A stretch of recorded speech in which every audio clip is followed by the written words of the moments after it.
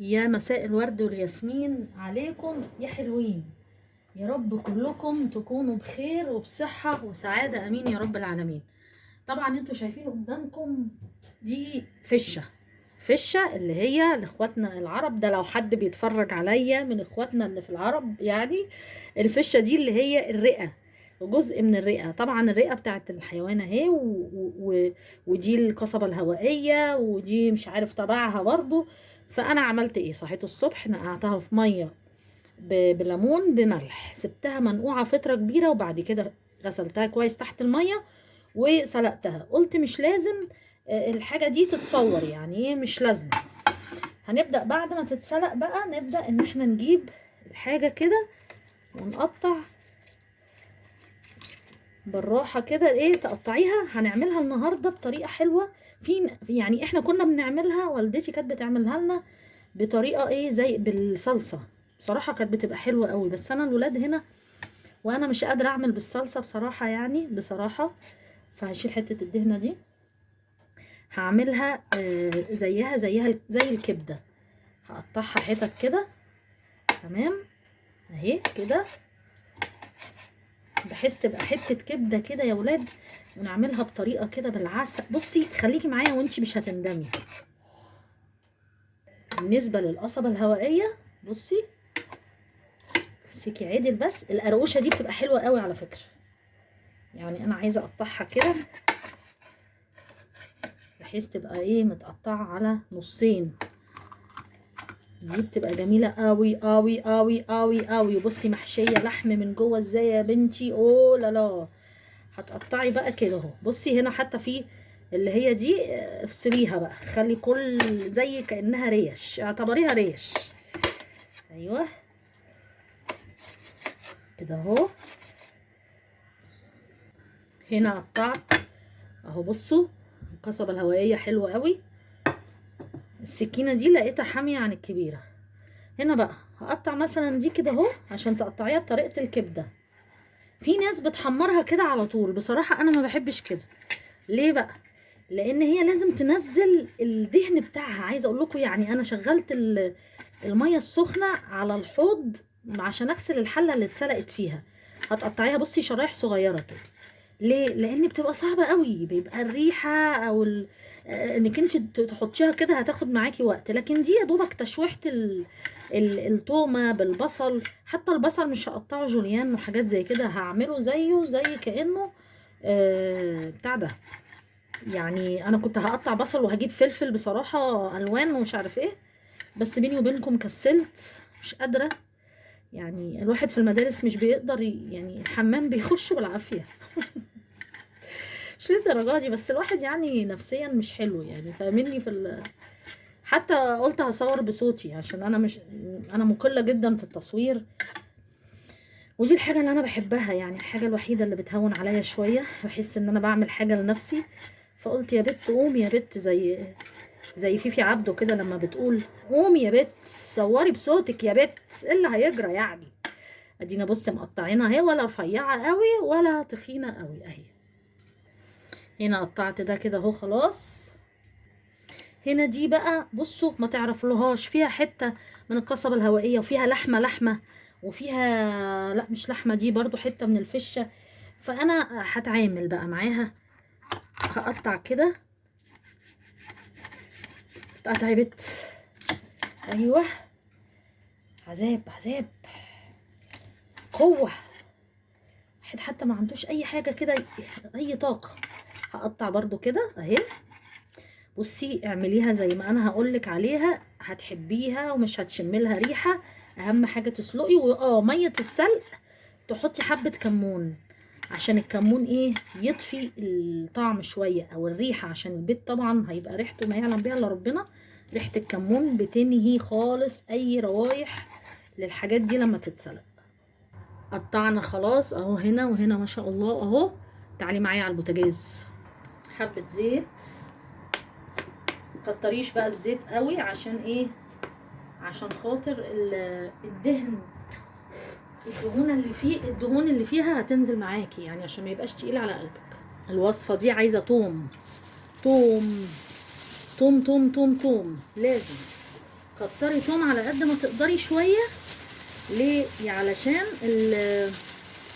الريحه بتاعتها تروح. تمام. نحط توم.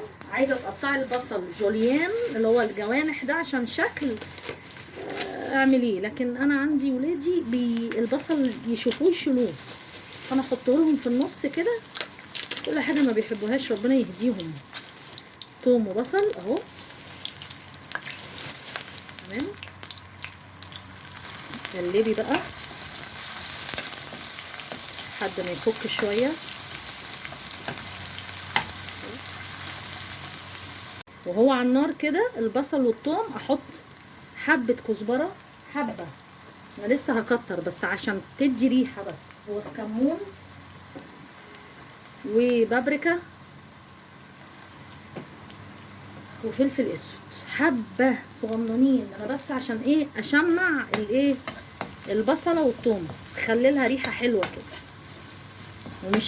مش هحمرهم قوي الحاجات دي لان لسه في تحمير تاني. تمام. هحط بقى حاجتي كده بالراحه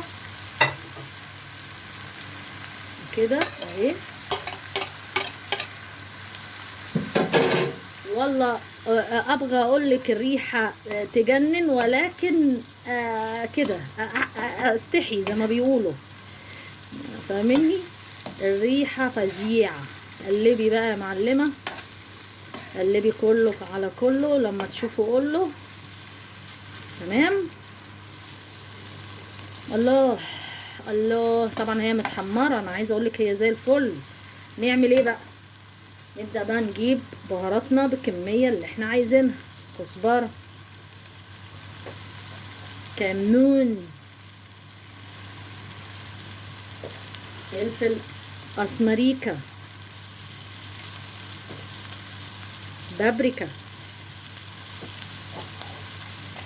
بهارات كفته. ليه؟ هو كده. تعالى اقول لك على اللي جاي عشان يبقى طعمها مسكر وحلو. حطي معلقه سكر. تمام. تمام.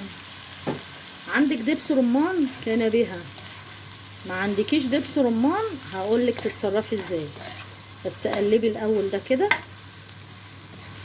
تمام اهو كده كده كده كده كده كده. طبعا الحاجه دي مش هتتاخر معاكي خالص. طب انا ما عنديش دبس رمان، حطي عسل اسود. عسل اسود على الفشه.